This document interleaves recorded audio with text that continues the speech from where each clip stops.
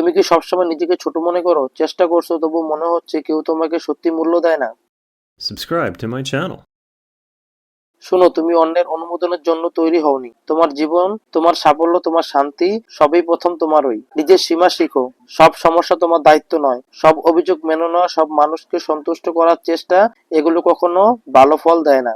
না বলা মানে দুর্বলতা নয়। না বলা মানে তুমি জানো কতটা গুরুত্বপূর্ণ। নিজের সময়, নিজের মানসিক শান্তি, নিজের সীমা। যারা তোমার সীমা মানে না তারা শুধু তোমাকে ব্যবহার করবে। যারা সত্যি তোমাকে মূল্য দেয় তারা বুঝে কখন পাশে দাঁড়াতে হবে, কখন দূরে থাকতে হবে।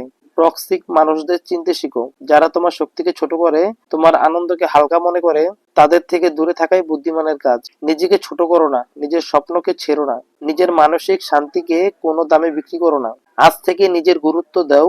প্রয়োজনে দূরে যাও, প্রয়োজনে না বলো, প্রয়োজনে একা থাকো। কারণ শেষের দিনে তোমার জীবনে শুধু তোমারই জন্য। নিজেকে ছোট করো না, নিজেকে হারিও না।